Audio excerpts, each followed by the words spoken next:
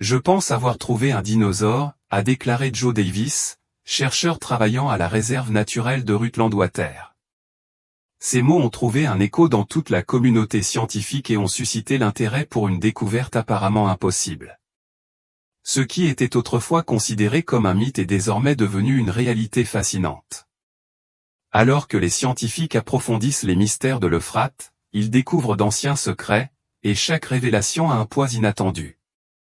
Une découverte en particulier a stupéfié les experts et les croyants. Serait-ce l'accomplissement d'anciennes prophéties du livre de l'Apocalypse qui mettaient en garde contre l'assèchement de l'Euphrate et signalaient l'arrivée d'événements bouleversants pour le monde? Autrefois considérée comme purement symbolique, cette prophétie semble désormais étrangement proche de se réaliser. Sous les eaux en baisse du fleuve, une découverte massive a déconcerté les scientifiques, tout en alarmant ceux qui l'interprètent comme le signe d'une intervention divine. Certains se demandent si c'est la main de Dieu qui se révèle en préparation pour la fin des temps. Le fleuve Euphrate, longtemps un repère géographique et spirituel important, s'assèche aujourd'hui à un rythme sans précédent. À mesure que ses eaux se retirent, elle révèle bien plus que de simples terres. Sous la surface, cachée depuis des millénaires, se cachent des vestiges oubliés du passé, des objets et des structures qui pourraient changer tout ce que nous savons sur l'histoire ancienne. Récemment, des chercheurs explorant le lit exposé de la rivière sont tombés sur quelque chose qui défie toute explication, le squelette d'un serpent colossal. La taille et l'échelle des os suggèrent une créature qui ne ressemble à aucune autre connue de la science. La découverte a laissé les experts spéculer sur ses origines. Certains suggèrent qu'il pourrait s'agir des restes d'une espèce préhistorique disparue depuis longtemps, tandis que d'autres émettent l'hypothèse qu'il pourrait s'agir d'une créature issue d'un mythe ancien, ramenée à la vie. Cependant, tous les chercheurs ne considèrent pas cette découverte comme une simple anomalie scientifique. Certains théologiens et historiens religieux soutiennent qu'il ne s'agit peut-être pas simplement d'une relique ancienne, mais d'un signe direct que la prophétie biblique prend vie. La présence d'une telle créature dans l'Euphrate, longtemps liée à la Bible, a amené beaucoup à se demander si cette découverte n'est pas le signe avant-coureur de quelque chose de bien plus significatif, le signe que quelque chose de surnaturel est à l'œuvre. Le serpent, symbole longtemps associé au mal, au péché et à la tromperie dans la Bible, peut avoir une signification plus profonde. Le serpent de la Genèse, instrument de tentation de Satan dans le jardin d'Éden, est un lien direct avec les forces des ténèbres. Cette découverte pourrait-elle être le même serpent revenu du passé pour remplir son rôle dans la prophétie biblique? Le livre de l'Apocalypse parle d'un grand dragon identifié comme étant Satan, qui séduira les nations. Le squelette de ce serpent pourrait-il être l'accomplissement de cette prophétie, l'incarnation des forces du chaos et du mal qui surgiront dans les derniers jours? De nombreux biblistes voient déjà la sécheresse de l'Euphrate comme un signe de la fin des temps. Maintenant, avec l'apparition de ces mystérieux restes squelettiques, il convient de se demander, s'agit-il d'un avertissement divin ou du précurseur d'un avenir bien plus sombre? Si ce squelette était simplement le reste d'une espèce ancienne, pourquoi aucune trace d'une telle créature n'avait-elle été trouvée auparavant? Certains biblistes pensent que ce n'est pas une coïncidence. L'Euphrate a longtemps été un symbole d'intervention et de jugement divin. L'apparition soudaine et dramatique d'un squelette aussi colossal pourrait être considérée comme un signe, un message de Dieu avertissant l'humanité que quelque chose d'important est sur le point de se produire. Cet ancien serpent pourrait-il être un rappel du péché originel, un écho de la rébellion contre Dieu qui continue d'influencer le monde aujourd'hui? Tout au long de la Bible, les serpents ont toujours été des symboles de tromperie, de punition et de guerre spirituelle. Dans la Genèse, Satan utilise le serpent pour tenter Ève, entraînant la chute de l'humanité. Genèse 3, 15 marque ce moment comme l'introduction du péché et de la mort dans le monde, avec le serpent maudit pour toujours. Si les ossements trouvés dans l'Euphrate appartiennent à un serpent colossal, ils pourraient servir de rappel de cette chute initiale, de message du passé sur la lutte continue de l'humanité contre le mal. Le serpent apparaît également au temps de Moïse, dans Nombre 21, 6-9. Après la révolte des Israélites, Dieu envoya des serpents venimeux en guise de punition. Cependant, ceux qui regardaient le serpent d'airain que Moïse avait élevé sur une perche furent guéris. Ce paradoxe, le serpent comme symbole de punition et de salut, préfigure l'éventuel sacrifice du Christ. Dans l'Apocalypse, le serpent se transforme en grand dragon, incarnation de Satan et des forces du mal à la fin des temps. Les restes de ce serpent dans l'Euphrate pourraient-ils être un précurseur de cette confrontation apocalyptique finale? Au-delà du serpent, une autre découverte a émergé de l'autre côté de l'Euphrate, qui pourrait éclairer davantage son lien avec les événements bibliques. Alors que le lit de la rivière continue de reculer, les habitants ont découvert une énorme et ancienne épée corrodée par des siècles de limon et de rouille.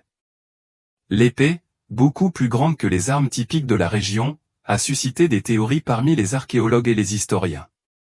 Certains ont commencé à se demander s'il ne s'agissait pas de l'épée légendaire de Goliath, le géant vaincu par David dans l'une des histoires les plus célèbres de la Bible. La taille et l'emplacement de l'épée, ainsi que sa composition mystérieuse, ont alimenté d'intenses spéculations. Serait-ce la même épée que celle utilisée par David pour décapiter le géant philistin Goliath, après l'avoir abattu d'une seule pierre?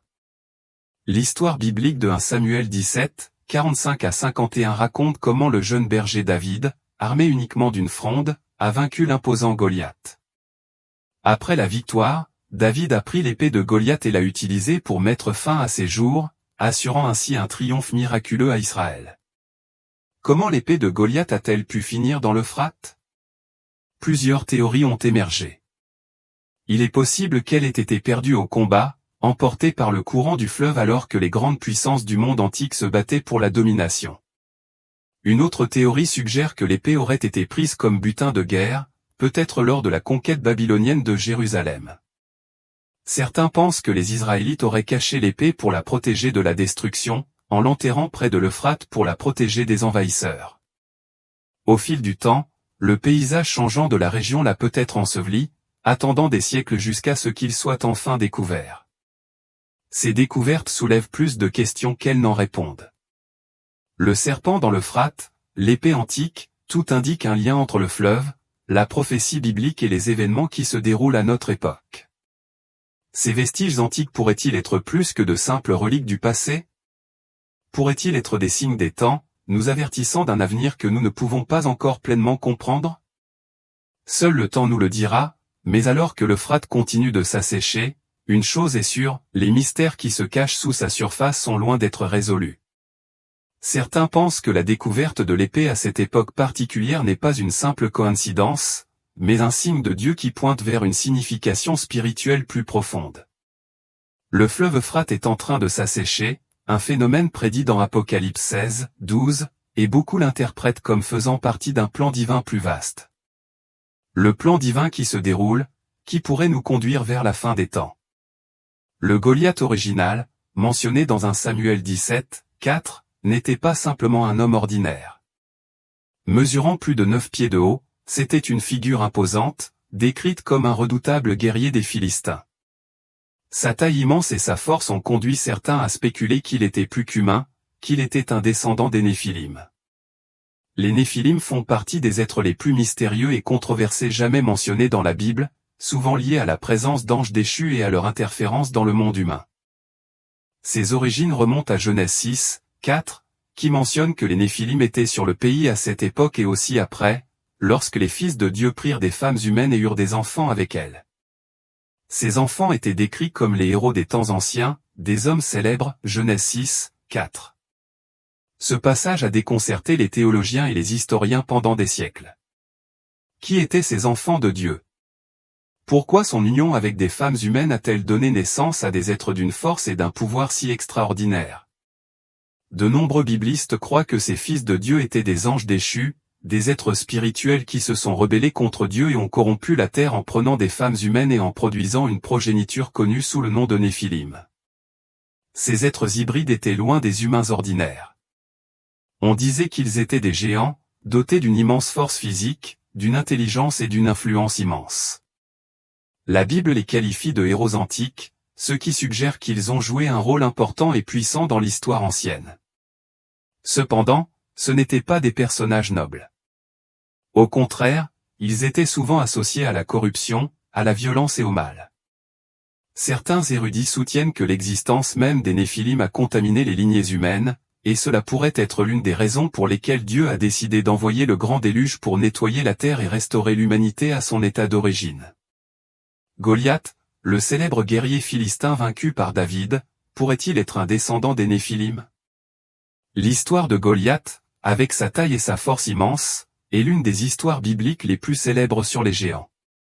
Ses caractéristiques physiques le différencient des hommes ordinaires, soulevant des questions sur sa véritable nature. Goliath était-il simplement un homme naturellement grand, ou était-ce quelque chose de beaucoup plus important? Certains chercheurs pensent que Goliath était un descendant direct des Néphilim, un vestige d'une lignée corrompue qui a survécu au déluge. Cette théorie est étayée par d'autres références bibliques à des géants qui existaient bien après l'époque de Noé.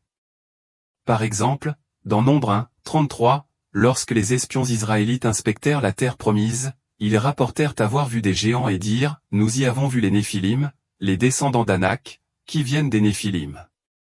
Nous étions comme des sauterelles à nos propres yeux, et nous leur semblions pareils. » Nombre 13, 33, NIV.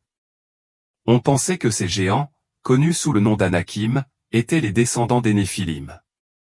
De plus, dans 2 Samuel 21, 15 à 22, la Bible raconte comment David et ses hommes se sont battus contre d'autres géants, encore une fois liés à la lignée de Goliath. Cela suggère que la lignée Néphilim a persisté pendant des générations après le déluge. Le lien entre les anges déchus et l'Euphrate est également intrigant. Si Goliath était vraiment un Néphilim et que son épée avait été découverte dans l'Euphrate, cette découverte pourrait avoir une signification spirituelle plus profonde. Non seulement l'Euphrate est l'un des fleuves les plus importants mentionnés dans la Bible, mais il a souvent été associé au jugement divin, à la destruction et à d'importants événements surnaturels.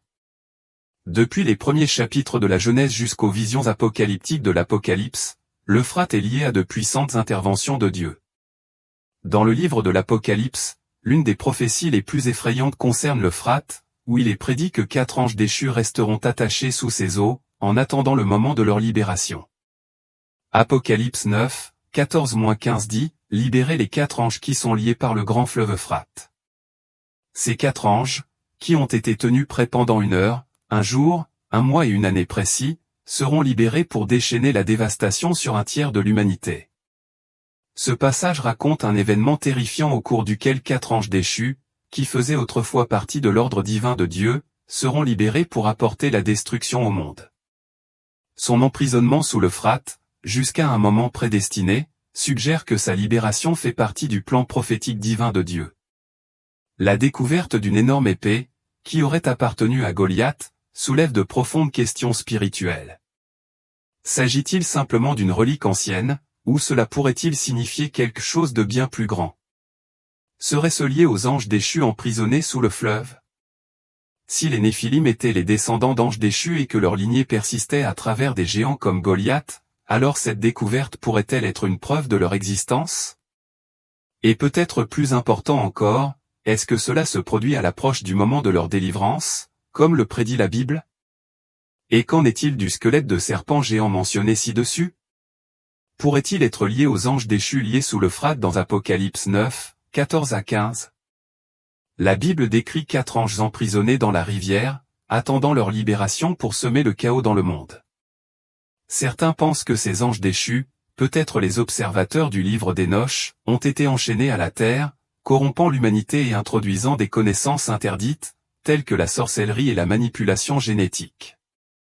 Les textes et légendes anciens parlent d'êtres qui ont modifié la création, donnant naissance à des créatures contre nature telles que les Néphilim, descendants hybrides d'anges déchus et de femmes humaines. Genèse 6, 4 parle d'eux comme de géants. D'autres créatures monstrueuses, comme des serpents géants, pourraient également avoir existé à cette époque.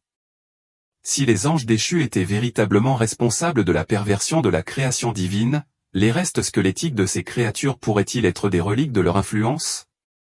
Le moment de cette découverte, ainsi que l'assèchement de l'Euphrate, ne font qu'approfondir le mystère. Les prophéties indiquent que lorsque l'Euphrate s'asséchera, une série d'événements cataclysmiques se dérouleront, notamment la libération d'entités surnaturelles liées et la préparation de la bataille finale entre le bien et le mal. Serait-ce le signe que ces forces anciennes s'activent à nouveau? La Bible prévient depuis longtemps que la tromperie serait une caractéristique déterminante des derniers jours. Si le serpent a été le premier trompeur et que Satan lui-même est souvent représenté comme un grand dragon, alors la découverte d'un énorme squelette de serpent n'est peut-être pas une coïncidence. Cela pourrait plutôt servir de signe avant-coureur des batailles à venir de la fin des temps, un rappel effrayant que la guerre spirituelle décrite dans la Bible se déroule sous nos yeux. La légende des anges déchus liés sous l'Euphrate se trouve dans Apocalypse 9, 1-15, où il est dit, « Libérez les 4 anges qui sont liés par le grand fleuve Euphrate et les 4 anges qui étaient préparés pour cette heure, ce jour, ce mois et cette année, ont été libérés pour tuer un tiers de l'humanité. » Ces anges déchus, autrefois des êtres puissants dans l'ordre divin de Dieu, se sont révélés et ont été terrassés. Contrairement aux autres anges déchus qui parcourent librement la terre, ces 4-là ont été emprisonnés pendant une période précise de l'histoire, jusqu'au jugement final, où ils seront libérés pour mener à bien une mission de destruction. Son emprisonnement dans le fleuve Euphrate est significatif, car le fleuve a longtemps été considéré comme une ligne de démarcation entre les civilisations et le site de nombreux événements bibliques importants. Maintenant que l'Euphrate s'assèche, certains pensent que cela pourrait être le signe de la libération imminente de ces anges déchus. Le monde est-il sur le point d'être témoin d'un événement apocalyptique comme il n'en a jamais vu auparavant? L'heure de la libération des anges déchus est proche. Si tel est le cas, votre retour ne passera pas inaperçu. En tant qu'êtres immensément puissants, ils ont le potentiel de manipuler les gouvernements, de provoquer des guerres et de tromper l'humanité par de faux miracles. Selon le livre de l'Apocalypse, son objectif sera de provoquer une destruction généralisée qui aboutira à la mort d'un tiers de la population mondiale. Nous sommes sur le point de réaliser la prophétie biblique. Le monde connaît des troubles de plus en plus nombreux, guerres, catastrophes naturelles, maladies et instabilité économique, autant de signes qui correspondent aux avertissements de la Bible concernant la fin des temps. La fin du monde, telle que décrite dans la Bible, semble se dérouler sous nos yeux. L'Euphrate s'assèche, d'étranges découvertes sont faites et les tensions mondiales montent. Ces événements pourraient-ils nous conduire vers l'accomplissement des prophéties effrayantes trouvées dans le livre de l'Apocalypse? La Bible nous dit qu'avant le retour de Jésus, les forces des ténèbres surgiront pour tromper et contrôler l'humanité. L'Antéchrist émergera comme une figure puissante offrant de faux espoirs et des solutions trompeuses. La libération des 4 anges déchus pourrait-elle être le catalyseur de cette tromperie, ajoutant au sentiment de malaise croissant? Le 14 mars aura lieu une éclipse totale de lune, communément appelée lune de sang. Tout au long de l'histoire, les lunes de sang ont été considérées comme des événements célestes inquiétants qui signalent souvent des bouleversements majeurs, des jugements divins et des événements surnaturels. Les civilisations anciennes, pleines d'émerveillement et de peur, observaient attentivement le ciel, estimant que de tels phénomènes transportaient d'importants messages venant du ciel. Ce qui rend cette lune de sang encore plus inquiétante, c'est son timing. Cela coïncide étrangement avec l'assèchement du fleuve Euphrate, un événement clé prédit dans le livre de l'Apocalypse, et avec la découverte choquante d'un squelette de serpent géant dans le lit du fleuve. Ces signes pourraient-ils indiquer un événement biblique capital? Nous assistons à l'alignement des prophéties en temps réel. La Bible associe fréquemment les lunes de sang à la fin des temps, au jugement divin et à l'intervention de Dieu. Le prophète Joël relie spécifiquement la lune transformée en sang à la venue du jour du Seigneur, le soleil se changera en ténèbres et la lune en sang avant que vienne le grand et terrible jour du Seigneur, Joël 2, 31. Un avertissement similaire se trouve dans le livre de l'Apocalypse, qui décrit un moment terrifiant où des perturbations cosmiques signalent la rupture du 6e sceau. Je le regardais ouvrir le 6e sceau. Il y eut un grand tremblement de terre, le soleil devint noir comme du silicium fait de poils de chèvre, la lune entière devint rouge comme du sang, Apocalypse 6, 12. Ce passage suggère qu'une lune de sang, accompagnée de tremblements de terre et d'autres catastrophes, précédera une période de jugement divin. Même si les sceptiques peuvent considérer les éclipses lunaires comme de simples phénomènes naturels, les croyants comprennent que les prophéties bibliques considèrent les événements célestes comme les signes avant-coureurs d'événements plus importants à venir. Les lunes de sang ont souvent coïncidé avec des moments importants de l'histoire biblique et des événements mondiaux. Par exemple, en 1493 à 1494, une tétrade de lunes de sang suivit l'expulsion des Juifs d'Espagne, marquant un changement fondamental dans l'histoire juive. De même, en 1949 à 1950, une autre série de lunes de sang s'est produite à l'époque de la renaissance d'Israël en tant que nation, accomplissant ainsi une prophétie biblique importante. En 1967 à 1968, une tétrade de lune de sang a coïncidé avec la guerre des 6 jours, lorsqu'Israël a reconquis Jérusalem. La lune de sang du 14 mars pourrait-elle être un autre maillon de cette chaîne prophétique? Ce qui rend cette lune de sang encore plus mystérieuse, c'est son lien avec de récentes découvertes inquiétantes. L'assèchement du fleuve Euphrate, Apocalypse 16, 12, prédit que l'Euphrate s'asséchera pour préparer le chemin au roi de l'Est, un événement critique qui mènera à la bataille d'Armageddon. Aujourd'hui, des rapports confirment que le fleuve diminue à un rythme sans précédent. La découverte du squelette d'un serpent géant dans le même fleuve mentionné dans l'Apocalypse ne fait qu'approfondir le mystère.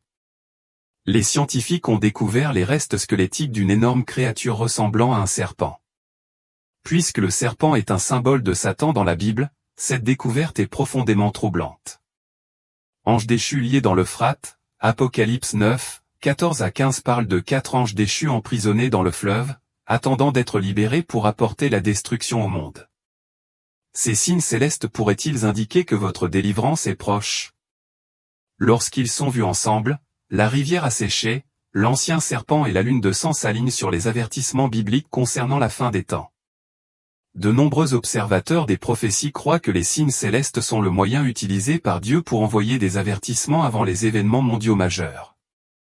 Cette éclipse lunaire pourrait-elle être le signe que nous sommes au bord de quelque chose de catastrophique, une guerre, un effondrement économique ou même la montée de l'Antéchrist? Alors que le monde devient plus sombre, tant spirituellement que géopolitiquement, nombreux sont ceux qui croient que nous vivons les derniers chapitres des prophéties bibliques. La Bible prévient qu'avant le retour du Christ, il y aura des signes dans les cieux, des guerres et des bruits de guerre, des fléaux et des tromperies généralisées. Avec l'assèchement de l'Euphrate, la découverte du squelette du serpent et la prochaine lune de sang, nous nous retrouvons avec une question urgente, ces événements sont-ils un avertissement de Dieu? Et si oui, sommes-nous prêts pour la suite? Le fleuve Euphrate, une source d'eau majeure en Asie occidentale, traverse la Syrie, la Turquie et l'Irak, approvisionnant environ 60 millions de personnes. Malheureusement, cette ressource vitale est en train de s'épuiser en raison du changement climatique, entraînant des effets dévastateurs pour les personnes qui en dépendent. Certains pensent que cet épuisement est l'accomplissement d'une prophétie biblique, en particulier Apocalypse 16, 12, qui dit « Et le 6e ange versa sa coupe sur le grand fleuve Euphrate, et ses eaux tarirent, afin que le chemin des rois de l'Orient soit préparé. » Ce verset indique la venue de l'enlèvement de Dieu. Cependant, il existe également une explication scientifique à ce phénomène. Le débit annuel moyen du fleuve a diminué de moitié par rapport à son volume initial et, entre 2003 et 2013, le bassin de l'Euphrate a perdu 34 000 cubes d'eau douce. Selon les images satellites citées par Yefel-Saint, des millions de personnes dépendent de l'Euphrate pour l'eau potable, l'irrigation, l'hydroélectricité et l'agriculture. La sécheresse du fleuve a mis en danger la vie des travailleurs ordinaires en Syrie et en Turquie. Dans le nord-est de la Syrie, les températures ont augmenté de 1,8 degrés Fahrenheit au cours du siècle dernier et les précipitations moyennes ont diminué de 18 mm par mois et par siècle, selon le Centre d'études stratégiques et internationales, CI. Ce changement climatique a gravement affecté l'agriculture syrienne, la production de blé ayant chuté de 75% depuis 2011. L'eau contaminée et le manque d'irrigation ont provoqué de mauvaises récoltes. Les gouvernements syriens et turcs n'ont pas réussi à atténuer la crise de l'eau, et les agences utilisent l'eau comme levier dans les conflits politiques. Le barrage situé le long de la frontière syro-turque est sous contrôle turc. En 1987, un accord entre la Turquie et la Syrie prévoyait que la Syrie recevrait entre 132 000 et 186 000 gallons d'eau par seconde. Cependant, en 2021, la Syrie a accusé la Turquie de limiter son quota d'eau de l'Euphrate. En réalité, la Syrie ne recevait qu'environ 52 800 gallons en raison de la baisse des niveaux d'eau et des sécheresses exacerbées par le changement climatique, a rapporté Al Jazeera, un média indépendant du Qatar. En Irak, les villages autour d'Alen sont confrontés à une grave pénurie d'eau douce, et leur seule source, le lac, est désormais à sec. Le lit du lac, qui s'étendait autrefois sur 55 000 carrés et contenait 4,2 billions de mètres cubes d'eau, est désormais fissuré et stérile. Dans la ville voisine d'Allur, les habitants survivent grâce à l'eau en bouteille, une situation qui a endetté de nombreuses familles. Ces personnes, qui dépendaient autrefois de la pêche dans le lac pour gagner leur vie, sont désormais contraintes de chercher du travail manuel dans les villes voisines. La guerre civile en Irak a également ravagé les infrastructures, compliquant les efforts de reconstruction. Lorsque l'État islamique a pris le contrôle de certaines parties du pays, de nombreuses familles ont été déplacées, pour se rendre compte à leur retour d'un manque de ressources en eau. Cette pénurie d'eau les a contraints à repartir une nouvelle fois. Selon Unol, militant écologiste basé à Bagdad, l'Irak a besoin de toute urgence d'une stratégie de négociation solide pour sécuriser les ressources en eau des pays voisins. De nombreux pays du Moyen-Orient ne disposent pas d'un gouvernement stable, ce qui rend encore plus difficile pour leurs citoyens de recevoir le soutien dont ils ont besoin dans le contexte de la crise environnementale actuelle. La pénurie d'eau potable a entraîné des problèmes de santé généralisés, car les gens ont recours à de l'eau contaminée. Des maladies telles que la diarrhée, la varicelle, la rougeole et la typhoïde sont devenues plus courantes. Commun au Moyen-Orient, selon le journal médical britannique le BMJ, le choléra se propage actuellement en Irak en raison de la crise de l'eau. Le magazine rapporte également que 3 enfants sur 5 n'ont pas accès à des services d'approvisionnement en eau gérés en toute sécurité. Des organisations non gouvernementales, ONG, sont intervenues pour apporter leur aide. Le Peace Forum, un groupe fondé en 2016 par de jeunes militants, s'efforce de fournir de l'eau aux familles touchées et plaide pour de meilleures solutions de la part des autorités locales. Selon le Centre d'études stratégiques et internationales, XIS, d'autres ONG apportent également leur aide, surveillent les actions du gouvernement et font pression en faveur des droits de l'homme. En Syrie, 15 ONG ont rénové des stations d'eau, tandis que 35 ont fourni un soutien léger aux stations d'eau et 5 ont contribué à la construction de stations d'alimentation électrique. En outre, 10 ONG ont contribué au transport d'eau par camion, 21 aux établissements de santé et 6 aux écoles. Le livre de l'Apocalypse, dans les chapitres 16, décembre 2014, parle d'une prophétie où le fleuve Euphrate s'assèche, préparant le chemin au roi de l'Est. Le passage présente également 3 esprits maléfiques ressemblant à des grenouilles sortant de la bouche du dragon, de la bête et du faux prophète. Ces esprits, représentant des puissances démoniaques, incitent les rois de la terre à se rassembler pour la bataille finale, que beaucoup interprètent comme le grand jour du jugement de Dieu. La question se pose, cette prophétie pourrait-elle faire référence à l'Irak d'aujourd'hui et à l'Euphrate ? Les images de la révélation sont souvent vues à travers une lentille prophétique et symbolique façonnée par le contexte géographique et culturel de l'ancienne Palestine. Lorsque les Occidentaux, comme les États-Unis ou l'Europe, se tournent vers l'Est, ils peuvent penser à la Chine ou à la région asiatique en général. Si cette vision était véritablement littérale, les figures du dragon, de la bête, du faux prophète et des démons ressemblant à des grenouilles seraient également littérales et visibles aujourd'hui. Et pourquoi les rois d'Orient deviendraient-ils rois du monde entier? Ce point de vue est connu sous le nom de prémillénarisme, qui postule que le Christ reviendra avant un règne de 1000 ans sur terre. Certains le considèrent comme une vision historique parce qu'elle était répandue dans l'Église primitive et qu'elle est apparue tout au long de l'histoire de l'Église. Restez à l'écoute pour plus d'informations dans la vidéo ci-dessous. Dans Apocalypse 9, 4 anges sont liés dans le fleuve Euphrate, attendant leur libération au moment fixé par Dieu.